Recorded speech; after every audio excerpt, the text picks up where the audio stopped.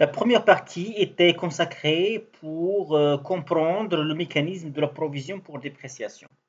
Cette seconde partie sera destinée à expliciter à travers des exemples la provision pour dépréciation des créances clients. Pour cela, nous allons nous baser sur l'exemple suivant, la situation des créances d'entreprise Marianne au 31/12/2019. Par exemple, vous avez le client Frutal qui a une créance globale de 105 600. L'entreprise prévoit une perte probable de 40% de la créance. Donc, on va calculer une provision de 40% fois le montant hors taxe. Pourquoi hors taxe? Parce que la TVA ne concerne pas l'entreprise, elle concerne l'État.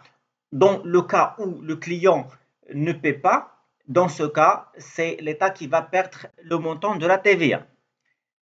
La même chose pour le cas du client Linda. L'entreprise prévoit une perte probable de 30%. Et donc, on va calculer 30% fois le montant hors taxe. La même chose pour le cas du client Tigren, où la perte probable est estimée à 25 000. Du fait que les pertes probables constituent des charges, on doit débuter un compte de la classe 6. Un compte de la classe 6 ayant en relation avec la dépréciation des éléments de l'actif circulant 619 C6 et créditer un compte de la classe 3/9, un compte de provision pour dépréciation des créances clients.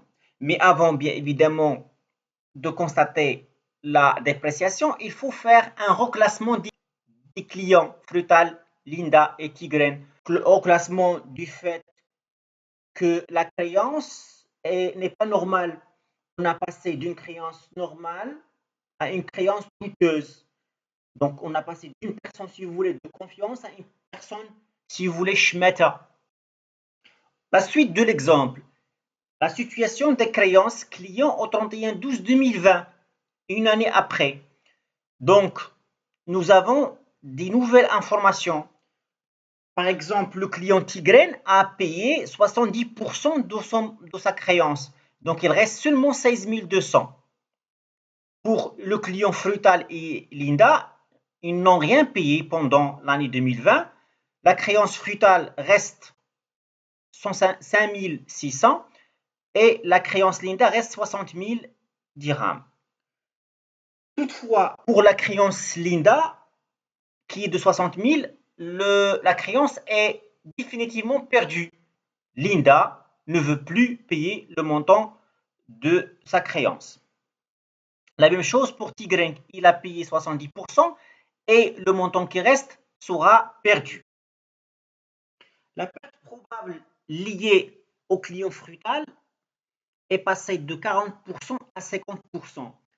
Donc, l'entreprise doit constater une nouvelle provision de 44 000 au lieu de 35 200, soit une augmentation de 8 800. Ainsi, du fait que le client Linda et le client Tigren ne vont pas payer leur créance au 31/12/2020, la perte probable devient une perte définitive et l'entreprise doit constater les pertes définitives liées à ces deux clients. Et il faut bien évidemment utiliser un compte adéquat à ce type d'opération.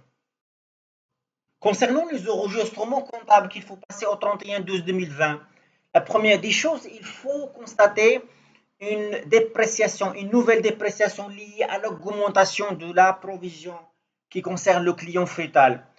En deuxième lieu, il faut faire l'annulation des provisions liées aux clients Linda et Tigren, puisque leurs créances ont été perdues et donc les provisions n'ont pas finalement d'objet dans ce cadre-là. Et en dernier lieu, il faut constater la perte définitive, là où les pertes définitives liées aux clients Tigren et Linda.